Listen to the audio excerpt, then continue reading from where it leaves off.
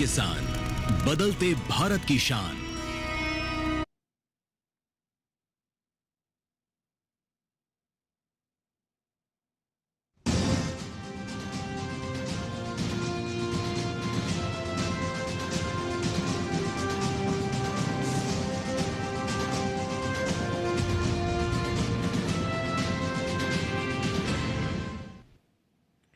नमस्कार, किसान समाचार में आप सभी का स्वागत है। सबसे पहले मुख्य समाचार। दिल्ली में इंडस फूड मैन्युफैक्चरिंग 2026 का भव्य आयोजन, दुनिया भर के प्रतिनिधि और उद्योग विशेषज्ञ हो रहे हैं शामिल। Food processing machinery, packaging solutions, automation और क्वालिटी कंट्रोल से जुड़ी आधुनिक तकनीकों का किया जा रहा है प्रदर्शन।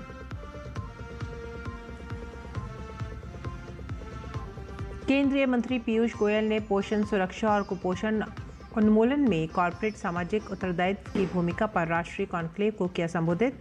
कहा, 5 मंत्रालय साथ मिलकर कुपोषण को दूर करने का कर रहे हैं काम।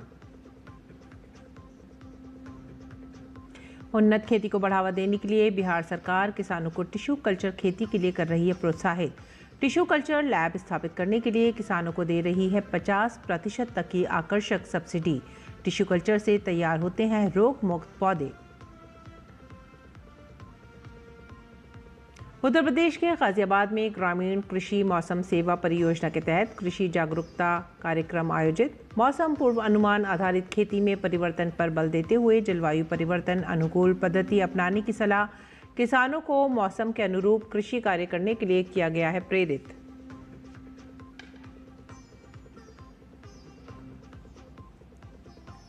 पूरे उत्तर भारत में कड़ाके की ठंड, कई राज्यों में ऑरेंज अलर्ट जारी। मौसम विभाग के मुताबिक आने वाले दिनों में और गिरेगा पारा।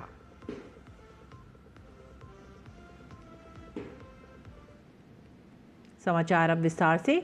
दिल्ली में इंडस फूड मैन्युफैक्चरिंग 2026 का भव्य आयोजन किया गया है, जिसमें दुनिया भर के प्रतिनिधि और उद्योग विशेषज्ञ शामिल हो रहे हैं। यह अंतर्राष्ट्रीय प्रदर्शनी खाद्य प्रसंस्करण, फूड मैन्युफैक्चरिंग और पैकेजिंग सेक्टर की नवीनतम तकनीकों को एक मंच पर लेकर आई है। 3 दिवसीय इस आयोजन में food processing machinery, packaging solutions, automation और क्वालिटी कंट्रोल से जुड़ी आधुनिक तकनीकों का प्रदर्शन किया जा रहा है। भारत समेत कई देशों की कंपनियां इसमें भाग ले रही हैं। खाद्य प्रसंस्करण उद्योग मंत्रालय के सचिव अविनाश जोशी ने इंडस फूड मैन्युफैक्चरिंग 2026 के अवसर पर कहा कि इस आयोजन का मुख्य उद्देश्य भारतीय खाद्य उद्योग को एक सशक्त वैश्विक मंच प्रदान करना है। ये मंच भारतीय उद्यमों को अंतर्राष्ट्रीय बाजारों से जोड़ने, निवेश के अवसर बढ़ाने और नवाचार को प्रोत्साहित करने में महत्वपूर्ण भूमिका निभाएगा।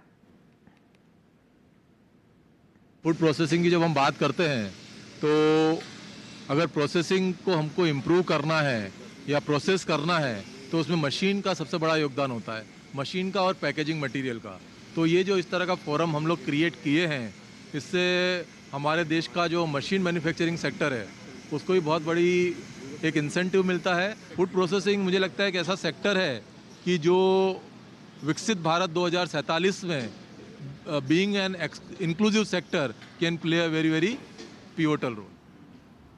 इंडस फूड मैन्युफैक्चरिंग 2026 में शामिल कंपनियों के प्रतिनिधियों ने कहा है कि यह आयोजन भारतीय खाद्य उद्योग के लिए एक महत्वपूर्ण वैश्विक मंच है, जहां आधुनिक तकनीकों, नवाचार और अंतर्राष्ट्रीय साझेदारियों के नए अवसर सामने आ रहे हैं।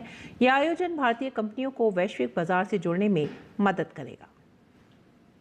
ऑटोमेशन करने का यही है कि किसी के ऊपर अपन डिपेंड नहीं रख सकते। मशीन से क्वालिटी भी अच्छी आती है, उसमें आपका हाइजीनिक भी मेंटेन होता है और प्रोडक्टिविटी भी बढ़ जाती है। डिजिटल होना कितना इम्पॉर्टेंट है, जैसे अभी हमारी गवर्नमेंट ऑफ इंडिया भी इस चीज़ को प्रमोट कर रही है, वो भी डिजिटलाइजेशन की तरफ जा रही है। हमारे पीएम मोदी भी इसमें बहुत ज़्यादा सक्रिय रूप से हम चाहते हैं कि हम लोग भी आगे बढ़ें, विमेन एंटरप्रेन्योर्स भी आगे बढ़ें, देश भी आगे बढ़े। तो हमारी भी यही कोशिश है कि हम उनका पूरा सहयोग करें इस चीज़ में। हमने डेमो किया है, machine filler 200 bottles per minute की लाइन है और एक 60 BPM का हमने ऑयल फिलर यहाँ पे डेमो किया हुआ है। हम लोग टर्न की बेसिस पे प्लांट एंड मशीनरी देते हैं for soft drink, juices and water.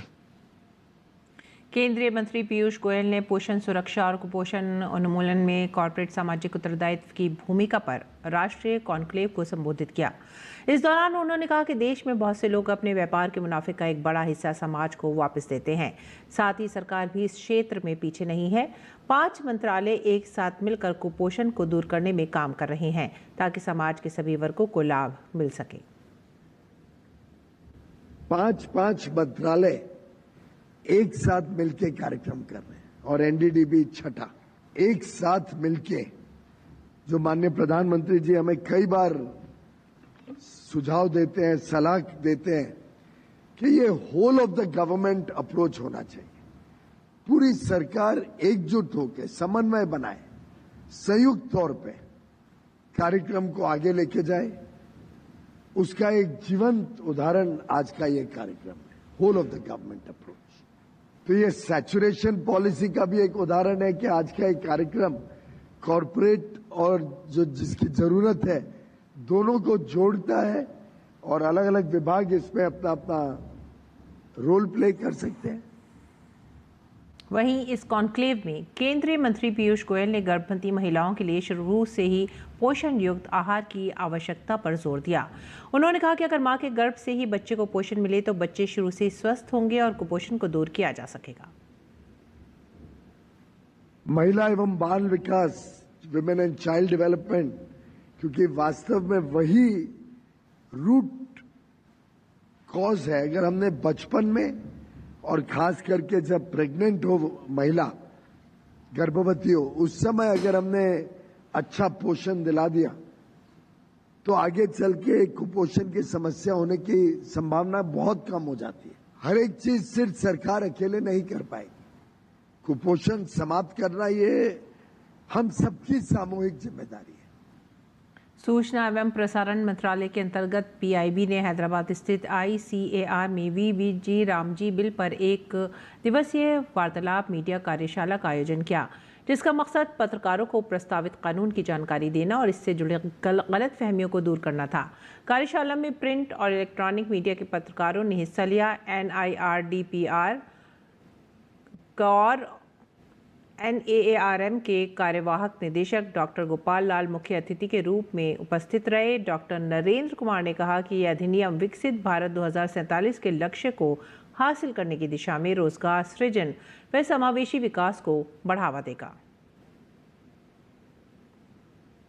For all of us to look towards a Viksit Bharat 2047 by aligning priorities at the panchayat level with the national priorities, providing for effective planning system through the Gram Panchayati plans. I wish and hope that this scheme will be successful and that this will take us forward on the path of Viksit Bharat.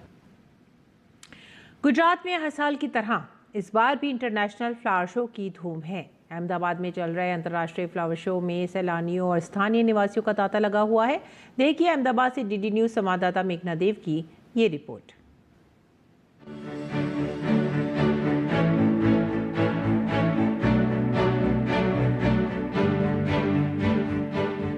Sabarmati river front पर आयोजित Ahmedabad international flower show 2026 इन दिनों पर्यटकों के लिए विशेष आकर्षण बना हुआ है।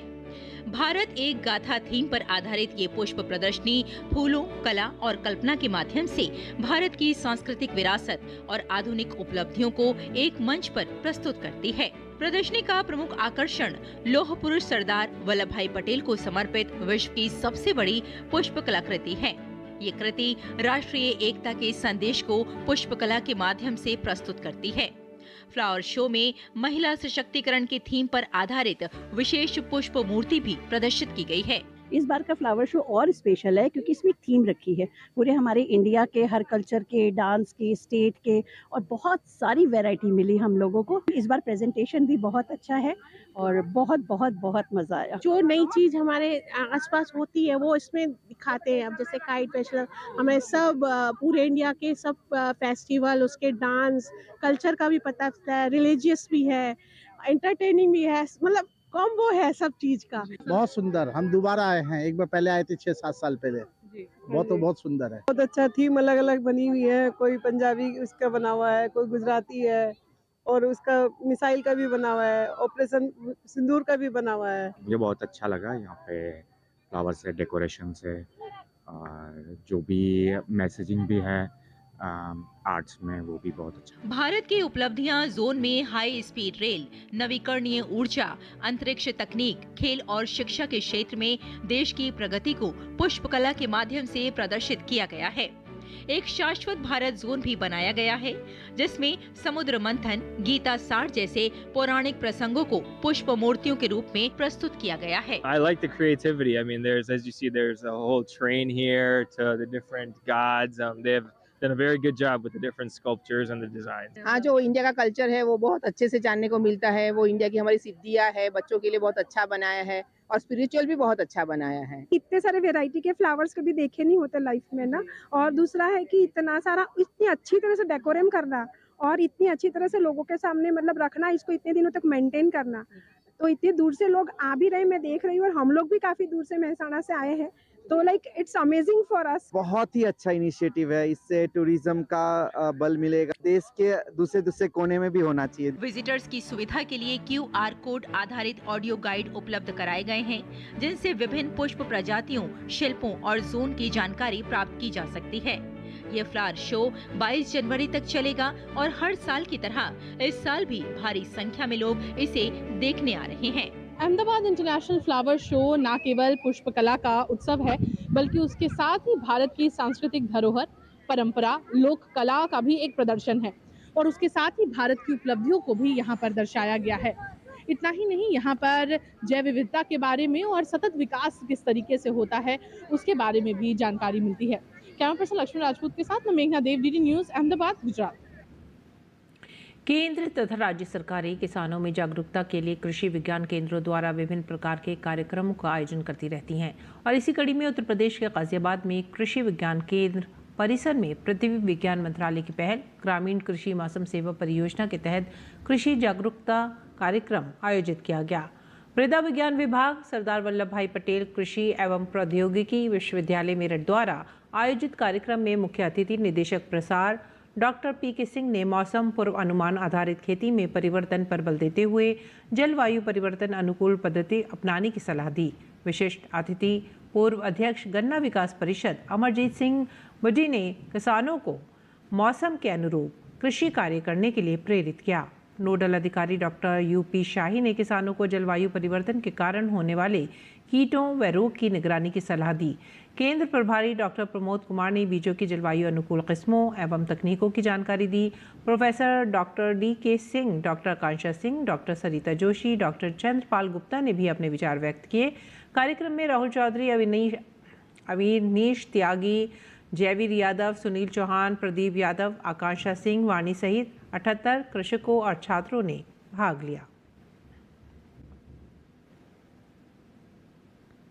आधुनिक बागवानी और उन्नत खेती को बढ़ावा देने के लिए बिहार सरकार किसानों को टिश्यू कल्चर खेती के लिए प्रोत्साहित कर रही है और इसी उद्देश्य से राज्य सरकार टिश्यू कल्चर लैब स्थापित करने पर किसानों को 50% तक की आकर्षक सब्सिडी दे रही है।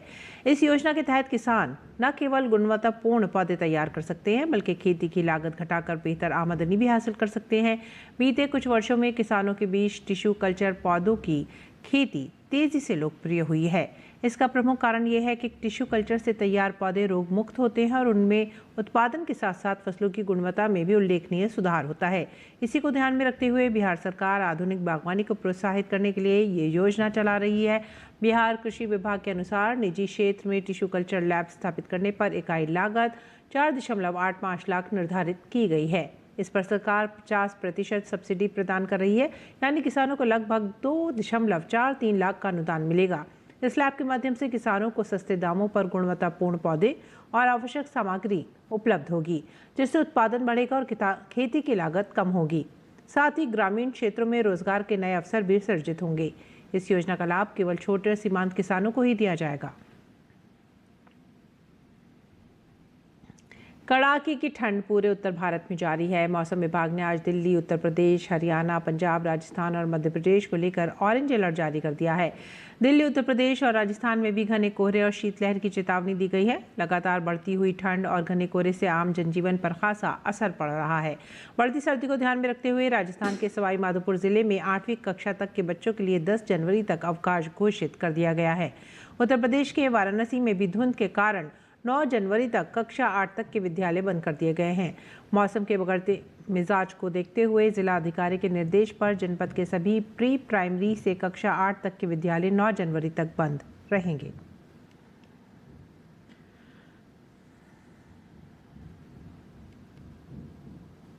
और इस बीच शिमला के ऐतिहासिक रिज मैदान पर MSME फेस्ट 2026 देश दुनिया में हिमाचल की संस्कृति और यहाँ के वासियों की रचनात्मक की छटा बिखेर रहा है।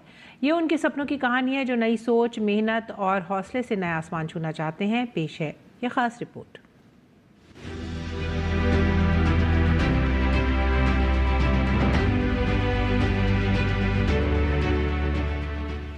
शिमला के ऐतिहासिक रिज मैदान पर सजा हिम MSME फेस्ट 2026 सिर्फ एक प्रदर्शनी नहीं बल्कि उन सपनों की कहानी है जो नई सोच, मेहनत और हौसले से आकार ले रहे हैं। इन्हीं कहानियों में शामिल है शेल्पिन का बुनाई का स्टार्टअप। दुबई में एक हाई पेइंग जॉब छोड़कर उन्होंने उद्यमिता का रास्ता चुना। करीब 10 वर्षों से वे सफलतापूर्वक अपना व्यवसाय चला रही हैं। यही नहीं, G20 समिट के दौरान शेल्पिन एकमात्र ऐसी उद्यमी थी जिनके द्वारा तैयार किया गया हिमाचल का राज्य पुष्प बुरांश प्रतीकात्मक उपहार के रूप में हर प्रतिनिधियों को भेंट किया गया। यह क्षण हिमाचल की संस्कृति और स्थानीय उद्यमिता को वैश्विक मंच पर ले गया। मैं 2015 में मैंने ये सब चीज़ें देखी एंड मैं दुबई में काम करती थी, तो मैंने वहाँ से अपनी जॉब छोड़ी, मैं वापस इंडिया आई और मुझे बहुत अच्छा लगा कि मैंने ये सब चीज़ें बनानी शुरू करी। अब मैं हेमक्राफ्ट के साथ MSME के अंडर मैं textile of ministry of textiles का जो है, मैं उनकी MCP हूँ और मैं यहाँ पे लोगों को पढ़ाती हूँ और उनको ये स्किल उनको भी देती हूँ, क्योंकि बहुत सारी लड़कियाँ हैं जो इंडिपेंडेंट होना चाहती हैं, कुछ अपना करना चाहती हैं, तो मैं उन लोगों को सिखाती हूँ और उनको पढ़ाती हूँ और वो मेरे साथ जुड़ के रहते हैं। वहीं केवल 25 साल की दो दोस्त अनन्या शर्मा और इशिता गुप्ता ने छोटे स्तर पर बेकरी व्यवसाय की शुरुआत की। घर से शुरू हुआ यह सफर आज स्वाद, गुणवत्ता और पहचान का प्रतीक बन चुका है। अनन्या जैसी युवा उद्यमी यह साबित कर रही है कि सही अवसर और मंच मिले तो पहाड़ों से भी बड़े ब्रांड खड़े हो सकते हैं। मुझे हमेशा से बेकिंग में इंटरेस्ट था, बट फिर 2020 में जब सबके पास टाइम था तब आई ट्राइड इट और मुझे सबको पसंद आया, तो मैंने सोचा कि मुझे ये करना चाहिए। ये एक्चुअली हुआ ऐसा स्टार्ट था कि बहुत मतलब हमने ट्राई करा था एक तरह से, और फिर लोगों को बहुत पसंद आने लगा क्योंकि क्वालिटी अच्छी है, फ्रेशली मेड है और स्पेशली जो लोकल्स हैं, टूरिस्ट हैं, उनको बहुत ज़्यादा पसंद आने लगा। तो फिर ये चलता रहा, तो अब 2-2.5 साल 3 साल हो चुके हैं इस बिज़नेस को। यही नहीं, विंटर कार्निवल के बाद MSME फेस्ट पर्यटकों के लिए भी आकर्षण का केंद्र बना हुआ है, जहां लोग परंपरागत सिड्डू और कुल्हवी शॉल की ओर ज़्यादा रुझान देखने को मिल रहा है। वहीं युवाओं को आधुनिक उत्पाद भी खूब भा रहे हैं। मैंने सिड्डू नहीं खाया कभी, वो मैं ट्राई जरूर करूँगी। यहाँ पे बहुत अच्छा लगा। हम अमृतसर से सीधा इधर ही आ रहे हैं और ये मेरी सिस्टर है, हम दोनों साथ ही आए हैं, तो बहुत अच्छा लग रहा है हमें यहाँ आके।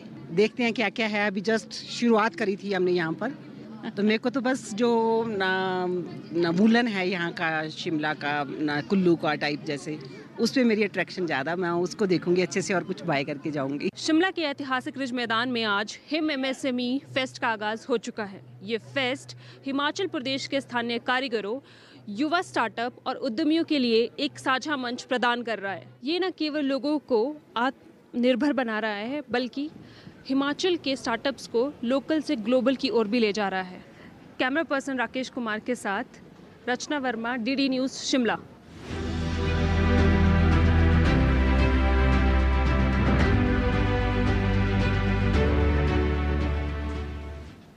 और किसान समाचार में जानते हैं अब देश में मंडी भाव।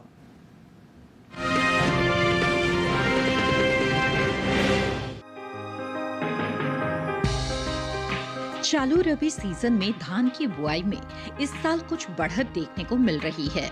कृषि मंत्रालय की ओर से 29 दिसंबर को जारी किए गए आंकड़ों से पता चला है कि साल 2025-26 में रबी धान की बुआई 14.9 लाख हेक्टेयर में हो चुकी है, जबकि बीते साल यानी 2024-25 में इसकी बुआई 13.1 लाख हेक्टेयर में हुई थी।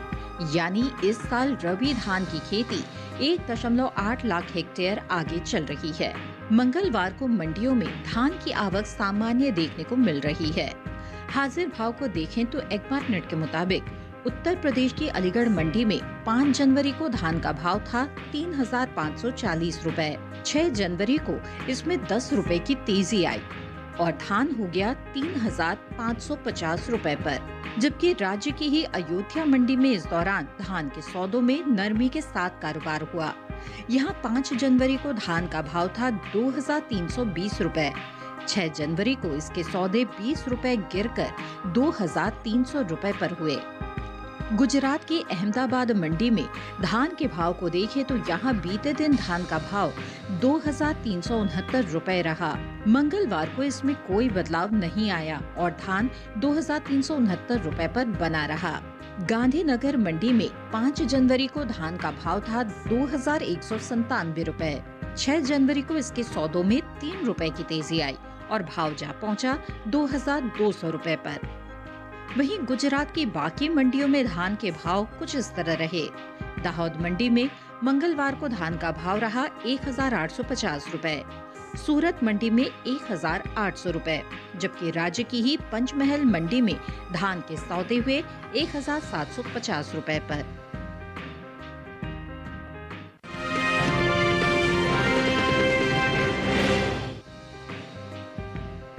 हाल ही में कृषि मंत्रालय की ओर से जारी किए गए ताज़ा आंकड़ों के मुताबिक रबी फसलों की बुआई में खासी तेजी देखने को मिल रही है। इस साल रबी फसलों का कुल कवरेज क्षेत्रफल पिछले साल की तुलना में 6.87 लाख हेक्टेयर बढ़ गया है, जिसका कारण है किसानों का बढ़ता रुझान और अनुकूल मौसम की परिस्थितियाँ। गेहूं की बुआई पर नजर डाले तो साल 2025-26 के लिए रबी गेहूं की बुआई 322,68,000 हेक्टेयर में हो चुकी है, जबकि बीते साल इस दौरान बुआई 322,49,000 हेक्टेयर में हुई थी। फिलहाल गेहूं की आवक इन दिनों ज्यादातर कृषि उपज मंडियों में सामान्य बनी हुई है। हाजिर भाव को देखें तो एग्मार्ट के मुताबिक मध्य प्रदेश के बालाघाट मंडी में 5 जनवरी को गेहूं का भाव था 2,455 रुपए। 6 जनवरी को इसमें कोई बदलाव नहीं हुआ। गेहूं 2,455 रुपए पर बना रहा, जबकि राज्य की ही छतरपुर मंडी में इस दौरान गेहूं के सौदों में नरमी के साथ कारोबार हुआ। यहाँ 5 जनवरी को गेहूं के सौदे हुए 2,570 रुपए पर। 6 जनवरी को इसमें 160 रुपए की गिरावट आई और भाव 2,410 रुपए हो गया। वहीं राजस्थान की अलवर मंडी में 5 जनवरी को गेहूं का भाव रहा 2,580 रुपए। 6 जनवरी को इसके सौदों में 10 रुपए की तेजी आई और भाव हो गया 2,590 रुपए। कोटा मंडी में गेहूं के भाव को देखें तो यहाँ बीते दिन गेहूं के सौदे हुए 2,567 रुपए पर। आज यानी मंगलवार को इसमें 34 रुपए की बढ़ोतरी हुई और गेहूं हो गया 2,600 रुपए। गेहूं की एमएसपी को देखें तो केंद्र सरकार ने कुछ समय पहले ही गेहूं की एमएसपी में बढ़ोतरी की है।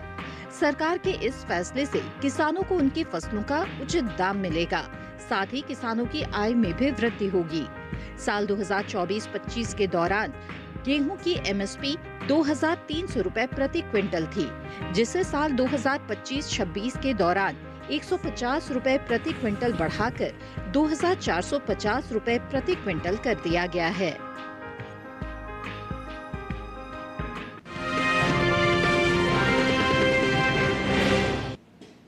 और आइए बात करेंगे मौसमी खेती की। किसान इस मौसम में कैसे रखें अपनी खेती का ख्याल, देखते हैं। नमस्कार, आप देख रहे हैं डीडी किसान। मैं हूं एआई कृष और आज हम भारत के विभिन्न राज्यों में होने वाली खेती किसानी से संबंधित सलाहों के बारे में पूरी जानकारी देंगे। जनवरी को साल का सबसे ठंडा महीना माना जाता है। रबी की फसलों में अगर अधिक पैदावार चाहिए तो इस समय होने वाले कृषि कामों पर विशेष ध्यान देना होगा। जनवरी ऐसा महीना है जब ज्यादातर फसलें बढ़वार पर होती हैं। सबसे पहले हम रबी की सबसे महत्वपूर्ण फसल गेहूं की बात कर लेते हैं। किसानों को चाहिए कि गेहूं में नाइट्रोजन की तीसरी और अंतिम मात्रा डाल दें। वहीं जिन किसानों ने पछेती गेहूं बोया था और उसे बोए हुए 18-20 दिन हो गए हैं तो पहली सिंचाई कर सकते हैं। अब बात चने की।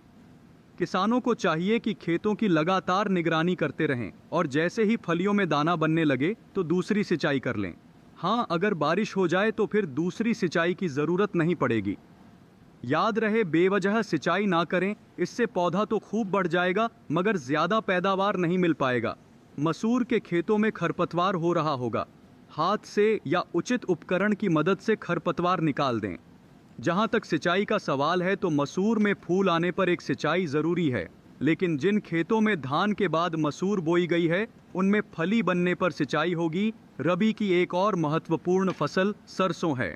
जनवरी के दौरान बादल छा जाने की वजह से इस पर माहू का हमला हो सकता है। कीट लगने पर बचाव के लिए फास्फेडियान का घोल बनाकर छिड़काव कर सकते हैं। इसी तरह कृषि और किसानों से जुड़ी हर महत्वपूर्ण जानकारी के लिए हमारे साथ जुड़े रहिए और देखते रहिए डीडी किसान। धन्यवाद। खेती किसानी के साथ साथ आइए अब नजर डालते हैं कुछ और महत्वपूर्ण खबरों पर। खास खबर में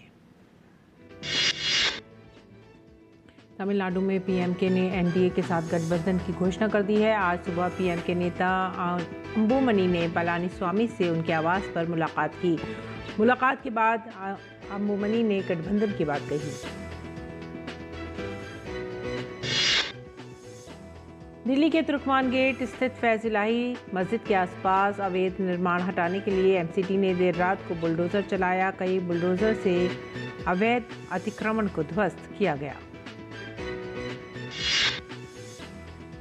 उत्तर प्रदेश में मतदाता सूची के विशेष प्रगाढ़ पुनरीक्षण के गणना चरण के सफल समापन के बाद ड्राफ्ट मतदाता सूची प्रकाशित कर दी गई है। मुख्य निर्वाचन अधिकारी नवदीप रणवा ने प्रेस वार्ता कर सभी राजनीतिक दलों के प्रतिनिधियों के साथ बैठक की। एसआईआर के दूसरे चरण में 6 जनवरी से 6 फरवरी तक दावे और आपत्तियां दर्ज की जाएंगी। सुनवाई और सत्यापन 6 जनवरी से 27 फरवरी तक होंगे, जबकि अंतिम मतदाता सूची 6 मार्च 2026 को प्रकाशित होगी।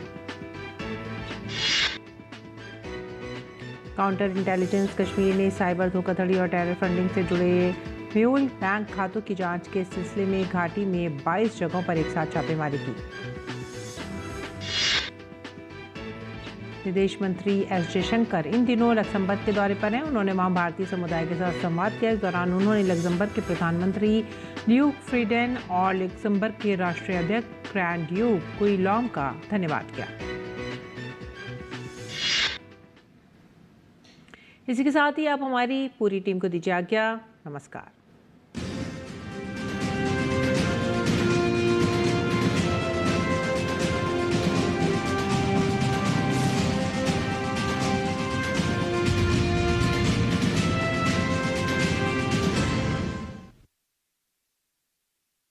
जानकी, सत्यन जानकी।